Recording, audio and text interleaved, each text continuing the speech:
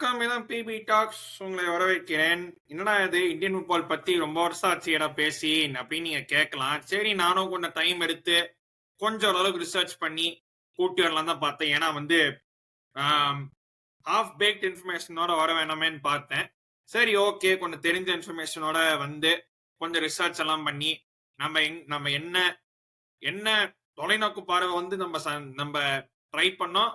நம்ம எங்க இருக்கிறோம், நம்ம என்ன நிலைமையில இருக்கோம், என்ன நிலைமையில இருக்கு, என்ன என்னவாக ஆக வாய்ப்பு இருக்கு, எல்லாமே ஓரளவுக்கு நான் வந்து புட்டு புட்டு வைக்க ட்ரை பண்ண போறேன் நானு. சோ நான் ஏதாவது மிஸ் பண்ணியிருந்தா மன்னிச்சுக்கோங்க. இன்னொரு வீடியோல கண்டிப்பா சொல்றேன். ஏன்னா வந்து இந்தியன் ஃபுட்பால்ல இருக்கிற எல்லா பிரச்சனையும் சொல்ல போறோம்னா குறைஞ்சபட்சம் 10 வருஷமாவது ஆகும்னு நினைக்கிறேன். ஏன்னா அவ்வளவு பிரச்சனைகள் இருக்குது.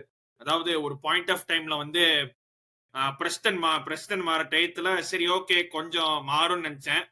ஐ மீன் மாறி இருக்கு. கேவலத்துல இருந்து பரிகேவலமா இருக்கும். அவ்வளவுதான் வித்தியாசம். மாறி இருக்கு. பட் வந்து பேட் டு வெரி பேட் அந்த மாதிரி இருக்கு நம்மளுடைய சேஞ்ச். அண்ட் அதை பத்தி தான் நான் பேச போறேன். நானும் ஒவ்வொன்னா அதை மறக்காம லைக் அண்ட் சப்ஸ்கிரைப். இந்த வாரம் வந்து ஃபுல்லா வீடியோஸ் தான் ஷெட்யூல் பண்ணியிருக்கேன் நான். இன்னைக்கு இது, நாளைக்கு வந்து அனிருத் ப்ரோவோட செல்சி எபிசோடு கழுவி ஊத்த போனோம், அது வேற விஷயம். அதுக்கப்புறமா சென்னையின் பத்தி 2 வீடியோஸ் போடணும். ஒன்னு இந்த சீசன் ரிவ்யூ, ஒன்னு இந்த கீப் செல் லோன் அந்த இது. அதுக்கப்புறமா இந்த வாரம் அப்படியே கண்டினியூ பண்ணுவேன். நெக்ஸ்ட் சாட்டர்டே வந்து நான் ஃபேன் செஷன் மாதிரி வைக்கலாம்னு பாக்குறேன். Make sure you stay tuned for that as well.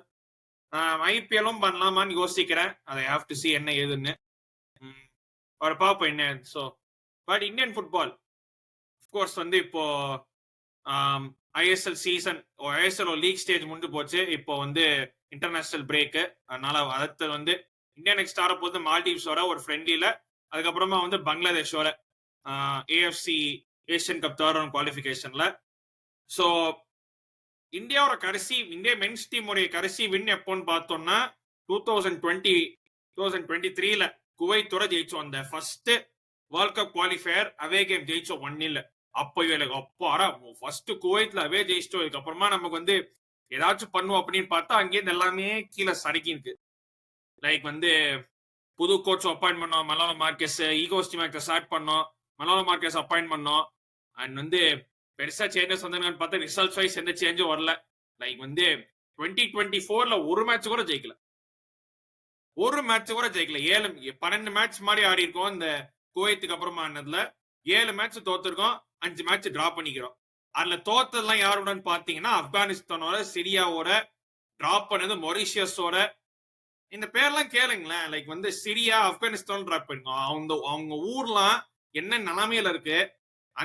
Like அவங்க ஃபுட்பால் டீம்ஸ் வந்து stepping up to the plate and deliver பண்ணாங்கன்னு நம்மளால அது கூட பண்ண முடியல. நம்மளால ஆப்கானிஸ்தான்ல ஹோம்ல தோத்த ஆப்கானிஸ்தானோட எந்த அளவுக்கு கொடுமையாச்சுன்னா இந்தியன் ஃபேன்ஸ் வந்து ஆப்கானிஸ்தான் பிளேயர்ஸ்க்கு வந்து வைக்கிங்ல பண்றாங்க கடைசியில். அந்த அளவுக்கு ஒர்ஸ்டாகி போச்சு. மொரிஷியஸோட ஹோம்ல டிராப் பண்ணும், அப்புறம் வியட்நாமோட டிராப் பண்ணோம். கட்டரோட அன்பார்ச்சுனேட்லி வந்து தோத்தோம். பட் வந்து கட்டரோட அண்டர் 21 டீம் தோத்தோம். அண்டர் 23 டீம் தோத்தோம் நம்ம கடைசியில. Where we had to draw. நம்ம டிரா பண்ணி உள்ள போயிருக்கலாம். பட் வந்து ஒரு கான்ட்ரவர்சி நடந்துச்சு. அதுக்கப்புறமா வி கம்ப்ளீட்லி ஃபெல் அபார்ட். அப்படியே அந்த இன்னொரு வேர்ல்ட் கப் குவாலிஃபிகேஷனும் ஓரளவுக்கு ஆசைப்பட்டோம், அதுவும் போயிடுச்சு. சரி, இப்ப அடுத்த வந்து ஏஎஃப்சி குவாலிஃபிகேஷன் வந்து வரலான்னு பார்த்தா இந்தியாவோட குரூப்ல வந்து ஹாங்காங், சிங்கப்பூர் அண்ட் பங்களாதேஷ். இந்த வாட்டி பிரச்சனை என்னன்னா டாப் மட்டும் தான் குவாலிஃபை ஆகும். It's not top 2. ஏன்னா இந்த வாட்டி என்ன பண்ணிட்டாங்கன்னா 6 குரூப்பா பண்ணிட்டாங்க. 6 groups of 4, 6 × 4 24. எல்லா குரூப்லயும் டாப் மட்டும் தான் Asian cup directly AFC Asian கப்புக்கு போய் சேர முடியும். இந்த குரூப்ல நம்மளால டாப் பினிஷ் பண்ண முடியலன்னா எழுதி தர இந்தியன் நேஷனல் மென்ஸ் டீமே நம்ம வந்து லிக்விடேட் பண்ணிடலாம் உமன்ஸ் டீம் வச்சு. ஏன்னா உமன்ஸ் டீம்லயாச்சும் கொஞ்சம் ஒரு எப்படி சொல்றது, கொஞ்சமாச்சும் ஒரு ஆப்டிமிசம் தெரியுது. இந்தியன் உமன்ஸ் நேஷனல் டீம்ல கொஞ்சமாச்சும் ஆப்டிமிசம் தெரியுது. ஐ மீன் எவ்வளோலாம் தெரியுது, பட் கொஞ்சம் இருக்கு. ஐ மீன் ஒரு Australian footballer, former footballer, current head women's football head வந்து சொல்றாங்க வந்து I see India being a powerhouse in 10 years. Okay, India is a sleeping giant, India இது இந்தியா அது எவ்வளவோ சொல்லி கேட்டுக்கிறோம். பாப்போம், லெட்ஸ் சி. அதுக்கப்புறமா சரி ஓகே நம்ம வந்து இது எல்லாத்துக்கும் முன்னாடியில இருந்தே போவோம். பிரஃபுல் பட்டேல் வந்து நம்ம எல்லாரும் கழுவி ஊத்தணும், கரெக்டா கழுவி ஊத்தணும். என்னடா அது ஒழுங்கா கிராஸ் ரூட்ஸ் வந்து கிராஸ் ரூட்ஸ் வந்து சரி இது பண்ணது இல்ல, ஒரு லீக் சரியா நடத்துது இல்ல, லைக் பிரான்சைஸ் ஃபீலாம் எங்க போறது, நீ கரெக்டா இன்வெஸ்ட் பண்றியா, எஃப்எஸ்டிஎலோட காசு எங்க போகுது, கிளப் ஏன் வருஷம் ஒவ்வொரு கிளப்ஸும் ஏன் வந்து வருஷம் வருஷம் அவ்வளவு காசு அவ்வளவு வந்து லாசஸ்ல போறாங்க, கிளப்ஸால சஸ்டெயின் பண்ண முடியுமா, ஏன் ஐ லீக் வந்து அப்படியே கீழே தூக்கி போட்டீங்க, ஐ லீக் இப்ப செகண்ட் டிவிஷன் ஆகி போச்சு, ஏன் வந்து ஒவ்வொரு கிளப்பும் பேருக்குன்னு ஒரு கிராஸ் ரூட் டீம் வச்சிருக்காங்க, அந்த கிராஸ் ரூட் இந்த அண்டர் 11 அண்டர் 13 அண்டர் 17 இந்த மாதிரி டீம்ஸ் தான் என்னதான் பண்றது, அந்த மாதிரி எந்த ஒரு கிளாரிட்டியும் இல்லாம சும்மா அப்படியே ஒரு பேருக்குன்னு நடத்தி வச்சிருந்தானுங்க. ஆனா அதுல என்ன பிரச்சனைனா டீம்ஸ் இருந்துச்சு, but where they in full effect அப்படிங்கறத கொஸ்டின். ஏன்னா ஏஎஃப்எஃப்ஓ ஏஎஃப்எஃப் நேஷனல் அந்த லைசன்சிங் கிரைட்டீரியாக்காக சில டீம்ஸ் பேருக்குன்னே வச்சானுங்க. அந்த அந்த யூத் டீம்ஸ்லாம் அந்த அளவுக்கு இருக்கு அவங்க பேருக்குன்னு யூத் டீம்ஸ். பட் அதுக்கான ப்ராப்பர் லீக்ஸ் ப்ராப்பர் ஸ்ட்ரக்சரு எதுவுமே இல்ல. சென்னை நீ கடைசியா பண்ண இருந்துச்சு எனக்கே ஞாபகம் இல்ல. நான் அமெரிக்காவுக்கு வந்து 6 வருஷம் ஆச்சு. அதுக்கு முன்னாடில இருந்தே எனக்கு தெரிஞ்சு சென்னை லீக் நடக்கலன்னு தான் நினைக்கிறேன். அதுவே ஒரு பெரிய பாலிடிக்ஸ் போயின்னு அதை பத்தி நான் வீடியோ நான் தனியா போடணும், அப்புறமா போடுவேன். பட் வந்து சென்னை லீக் நடந்து எத்தனை வருஷம் ஆச்சு. இதே மாதிரி ஒவ்வொரு ஸ்டேட்டுக்கும் போலாம் நீங்க. லைக் எந்த ஸ்டேட்ஸ்ல எல்லாம் ப்ராப்பரா ஒரு football grass root system full ப்ராப்பர்னு சொல்ல மாட்டேன், ஓரளவுக்கு ஏதோ கிராஸ் ரூட் சிஸ்டம் இருக்குன்னா கொல்கத்தா மாதிரி விடுங்க, கோவா, கேரளா, நார்த் ஈஸ்ட்ல இருக்க நார்த் ஈஸ்ட் அந்த 7 சிஸ்டர்ஸ் அவனுங்கெல்லாம் லைக் யூ கேன் கவுண்ட் எவ்வளோ பேர் வந்து ஆக்சுவலா ப்ராப்பரா அகாடமி வச்சு ப்ராப்பரா யங்ஸ்டர்ஸ் எல்லாம் ட்ரெயின் பண்ணி எல்லாம் பண்றானுங்கன்னு. இப்ப வந்து விஷன் 20 அப்புறம் சரி ஓகே பிரஃபுல் பட்டேல் தான் அந்த வேலைக்கு ஆகலன்னு பார்த்தா இன்னொருத்த வந்தான் கல்யாண் சௌபே அப்படின்னு சொல்லிட்டு. கல்யாண் சௌபே என்னன்னா ஃபார்மர் இந்தியன் பிளேயர். சரி ஓகே ஒரு ஃபார்மர் பிளேயர் வந்து ஏதோ வந்தா like maybe not an expert but at least கொஞ்சமா தெரிஞ்சிருப்பான்னு நினைச்சேன்.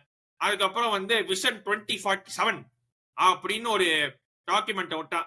நாங்க வந்து 2026 இது கிழிக்க போறோம், 2036 இது கிழிக்க போறோம், 2047 அதான் நக்க போறோம், 2050 இதை நக்க போறோம் அப்படின்னு பெருசா வந்து வார்த்தைகள். அந்த டாக்குமெண்ட் ஆக்சுவலா ஃப்ரீ டு வியூ தான். நீங்க வந்து அந்த விஷன் 2047 ஏஎஃப்எஃப் போட்டீங்கனாலே ஃபர்ஸ்ட் 2 லிங்க்ல அது வந்துடும். ஸோ நீங்க போய் தாராளமா போய் பார்க்கலாம்.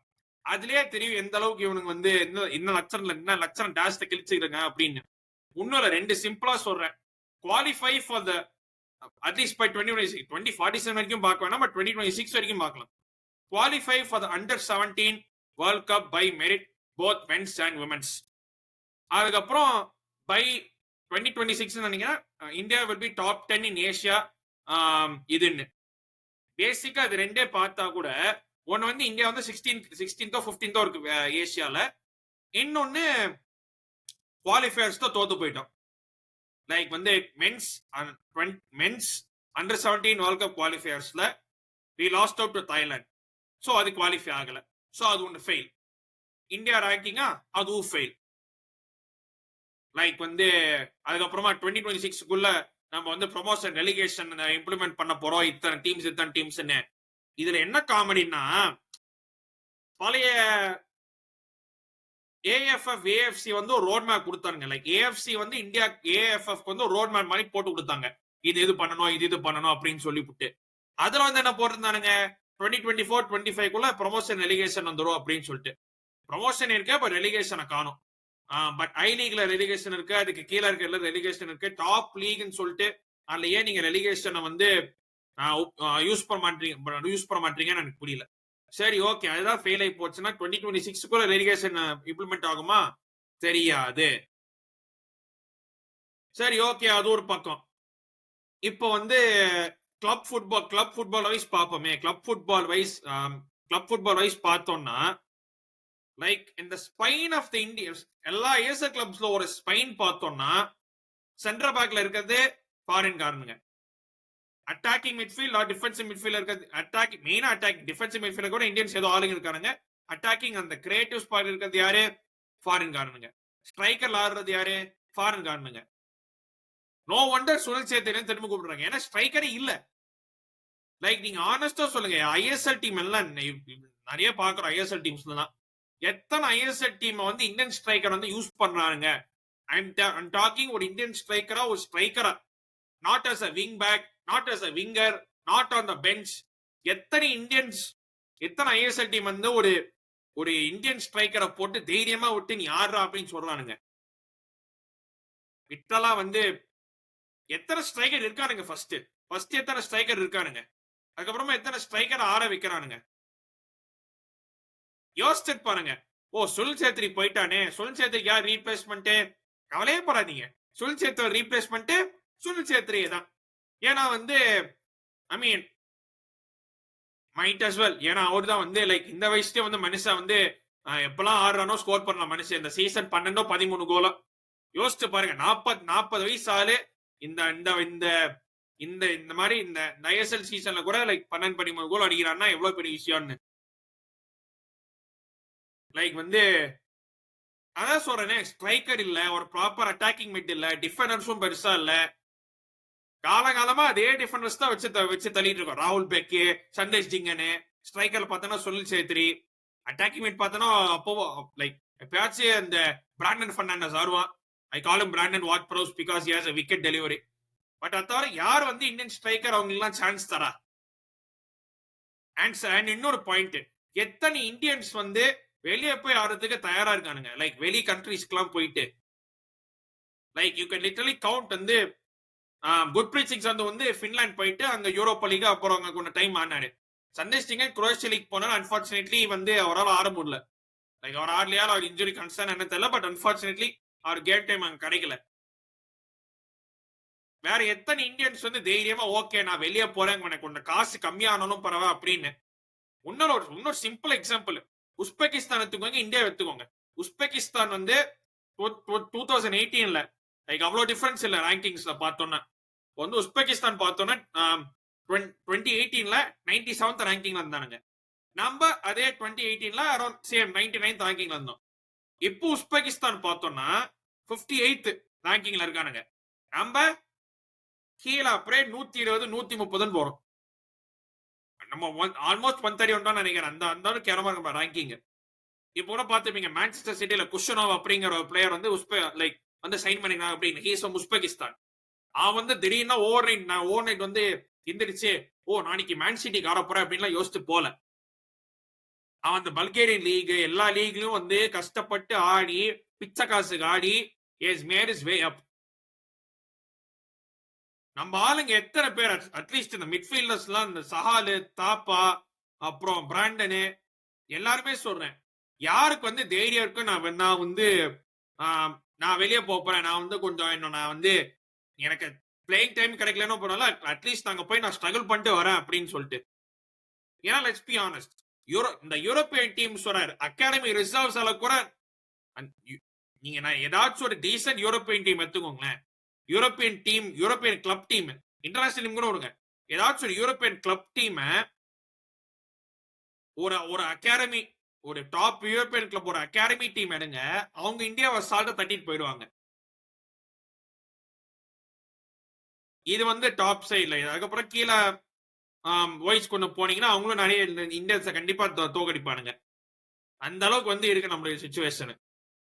அண்ட் இதுல இன்னொரு இது ரீசெண்டா பார்த்தோம், பங்களாதேஷ்ல வந்து அந்த ஹம்சா சௌத்ரின்னு Leicester player, former Leicester player நினைக்கிறேன், நாட் சரி Bristol player Leicester, but Hamza Choudhury former Leicester player பங்களாதேஷ்க்கு வந்து is going to make his debut. நம்ம ஆளுங்க பிஐஓ ஓசிஐ எல்லாம் எவ்வளோ பேர் இருக்கானுங்க, எவ்வளோ ஊர்ல, அவங்கள கூட்டு வந்து நம்ம வந்து இது பண்ணலாம், நம்ம வந்து லைக் லாபி பண்ணி இல்லாம ட்ரை பண்ணலாம். ஆனா பிரச்சனை என்னன்னா இந்தியாவில வந்து டியூவல் சிட்டிசன்ஷிப் வந்து நாட் அலவுட். அதான் பெரிய ஒரு இது. சரி, டியூவல் சிட்டிசன்ஷிப் நாட் அலவுட் ஒரு பக்கம், அவங்களால இந்தியன் சிட்டிசன்ஸ்க்கு மாற முடியாது, அது ஓகே. பட் அட்லீஸ்ட் இந்த சென்ட்ராட்ஸ் வந்து they can allow PIOs OCIs to participate. என்ன யோசிச்சு பாருங்க, ஒரு 2-3 PIO OCI கூட நம்ம வந்து இன்கார்பரேட் பண்ணி ஆடணும்னா நம்ம ரொம்பவே பெட்டரா ஆகும். தேஞ்சு போன கட்டண மாதிரியே அதே ஆளுங்கள் தான் ஆடிட்டு மன்பீர் சிங், குர்ப்ரீத் சிங் சந்து, ராகுல் பெக்கே, லைக் சந்தேஷ் சிங்கன், நாங்களாம் அப்புறம் சாங்டே பிஞ்சர் அன்பார்ச்சுனேட்லி, பட் லிஸ்ட் அண்ட் கோலாஸ் லைக் நாங்களெல்லாம் தப்பு சொல்ல மாட்டேன். There are decent players. Like வந்து they are not world beaters, but they are not but they are not worst players, they are decent players. Like வந்து ஐஎஸ்எல் ஸ்டாண்டர்ட்ஸ் பாக்குறோம்னா okay ஓரளவுக்கு ஆடுறானுங்க. பட் பிரச்சனை என்னன்னா பாதி பேருக்கு ஐஎஸ்எல் அவங்களுக்கு நல்ல சம்பளம் வருது, அதுவும் ஒரு இந்தியன் இன்டர்நேஷனல் நல்லா கல்லா கட்டலாங்க. இப்ப I don't want to reveal the numbers, but வந்து எனக்கு தெரிஞ்சு இந்த மோகன் பகான் ஆறு இந்தியன்ஸ் எல்லாம் நல்ல சம்பளத்துல இருப்பானுங்க. அவங்களுக்கு வந்து இந்த கம்ஃபர்ட் ஜோனு, ஏன்னா பேசிக்லி மோகன் பகான்ல உனக்கு கைண்ட் ஆஃப் லைஃப் செட் மாதிரி தான். உனக்கு வாரம் கேம் பை கேம் உங்களுக்கு ஸ்டார்டிங் லைனப்லயும் டைம் கிடைக்கும். அதுக்கப்புறமா உங்களுக்கு எந்த லைக் உங்களுக்கு வந்து கம்ஃபர்ட் ஜோன், அதாவது லைக் வந்து கம்ஃபர்ட் ஜோன் தான் பேசிக்லி லைக் செட் அவனுங்க. நான் வந்து ஓகே, நான் வந்து வெளியூர் போயிட்டு நான் வந்து ஒரு சண்டே ஸ்டிக்கன் பண்ண முடியும், குட் பிரிச்சிங் பண்ண முடியும், வெளியூர் யூரோப் கூட போக வேண்டிய அவசியம் இல்லை. ஏசியாலேயே இந்த China team, Japan team, Saudi Arabian teams, எல்லா டீம்ஸ் நிறைய டீம்ஸ் இருக்கு. I mean they want to buy us is a different story, but we should want நம்ம ஆளுங்களுக்கு வந்து ஓகே நான் வெளியே போயிட்டு நான் ட்ரை பண்றேன் அந்த மாதிரி இருக்கணும். அது ஹம்சா சௌதரியோட ஸ்டோரி. லைக் வந்து இந்தியா பங்களாதேஷ் வந்து வரப்போகுது நெக்ஸ்ட் வீக். அதுல வந்து if he makes an impact I won't be surprised. சரி ஓகே, கிளப்ஸ் இந்த மாதிரி பண்ணானுங்களே, கிளப்ஸ் இந்த மாதிரி ஃபாரின்ஸ் வச்சாடுறாங்களே, சரி ஏசியனோட இதுலயாச்சும் ஒரு ப்ளே பண்ணானுங்களா? அதுவும் கிடையாது.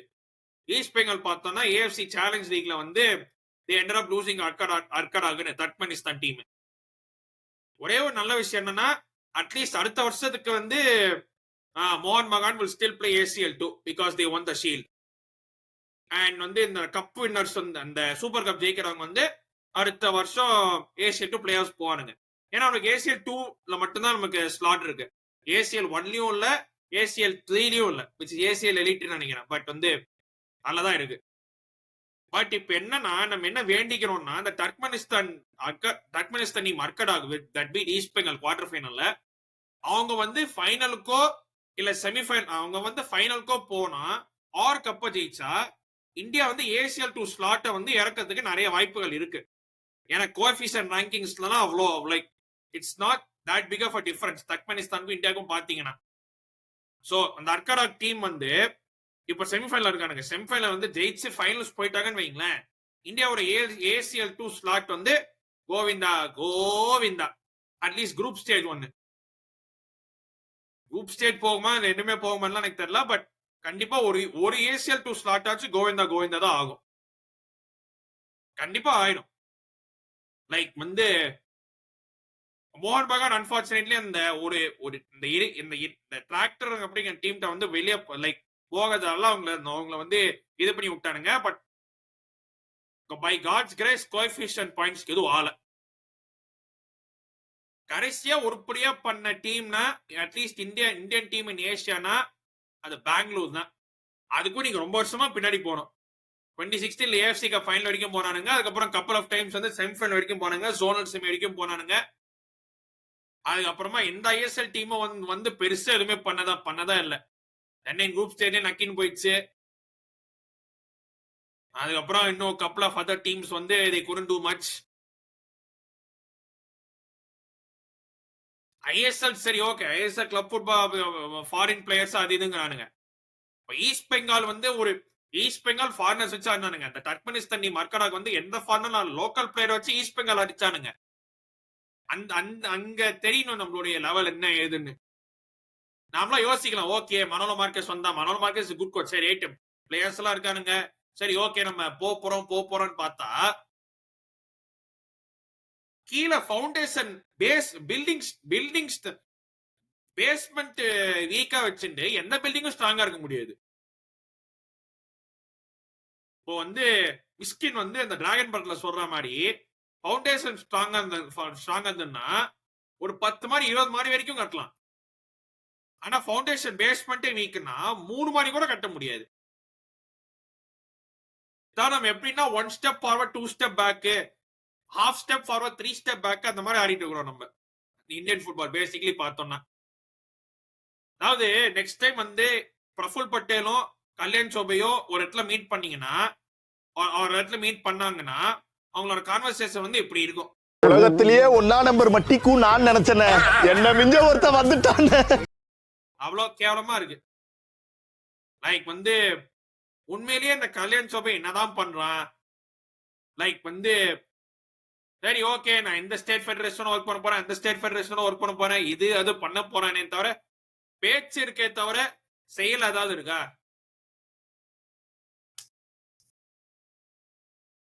லைக் வந்து ஐஎஸ்ஆர் கிளப்ஸ் வந்து ஓகே ஓரளவுக்கு பார்க்கலாம், பட் அவங்களாலே எத்தனை வருஷம் தாக்கு பிடிக்க முடியும்னு தெரியல. ஏன்னா லைக் வந்து ஃபர்ஸ்ட்ல இருந்தே பார்க்கணும். டெல்லி டைனமோஸ் வந்து ஒடிஷா ரீலோகேட் பண்ணானுங்க 10% இல்லைன்னு சொல்லிட்டு. புனே சிட்டி வந்து ஹைதராபாத் மாறிட்டானுங்க. இப்ப 10 வருஷம் ஹைதராபாத் வந்து டெல்லியா வந்து டெல்லிக்கு போறானுங்க அப்படின்னு ஒரு பேச்சு இருக்குது. எல்லா கிளப்ஸும் வருஷம் தே ஆர் லூசிங் மணி. போட்ட காசு லைக் காசு போடுறானுங்க, பட் மீட் எடுக்க முடியல அவனுங்களால. ஏன்னா அதுக்கு சரியான ப்ரோமோ இல்ல, மார்க்கெட்டிங் எல்லாம் like you can list 1000 reasons ஏன் அப்படி பண்ணாங்க. இப்ப டிக்கெட் சேல்ஸ் எல்லாம் பாக்குறோம். ஓகே, சில வீக்கெண்ட் கேம்ஸ் தான் okay, but weekday games தான் ஏன்? And that begs the question. ISL வந்து இப்போ ஐஎஸ்எல் வந்து ஓரளவுக்கு நான் வந்து நான் அமெரிக்கால இருக்கேன்னா ஓரளவுக்கு சொல்லலாம். எம்எல்எஸ் மாதிரி ஏன் ஐஎஸ்எல் வந்து வெறும் வீக்கெண்ட்ஸ் மட்டும் வைக்க கூடாது? எப்பயாச்சும் இந்த வெட்னஸ்டே நைட் மாதிரி ஏன் வீக்கெண்ட்ஸ் மட்டும் வைக்க கூடாது? ஒரு சாதாரண ஒரு மண்டே நைட் 11 டியூஸ்டே நைட் எல்லாம் வைக்கிறாங்க கேம்ஸ்லாம். எத்தனை அட்டெண்டன்ஸ் எவ்வளவு பேர்ல வருது? மீன் feasible லாஜிஸ்டிக்ஸ்லாம் பாசிபிளா கேட்டா you may say yes no, but this is an option they can explore. Only weekend games மட்டும் வைக்கலாம் அப்படின்னு சொல்லி. ஏன்னா எம்எல்எஸ் தான் பண்றானுங்க, வெறும் வீக்கெண்ட்ஸ் மட்டும் தான் ஆடுறானுங்க. ஸோ அது இன்னொன்னு அதான் சுனில் சேத்ரியோட return. Sunil Chhetri Indian legend, நான் சொல்ல வேண்டிய அவசியம் இல்ல. பட் அங்க நிக்குது நம்ம எத்தனை ஸ்ட்ரைக்கர்ஸ் நம்ம ஆக்சுவலா க்ரூம் பண்றோம், எத்தனை ஸ்ட்ரைக்கர்ஸ் வந்து நம்ம வந்து உருவாக்குறோம் அப்படின்னு சொல்லிட்டு அங்க தெரியுது நம்மளுடைய நிலைமை என்னன்னு.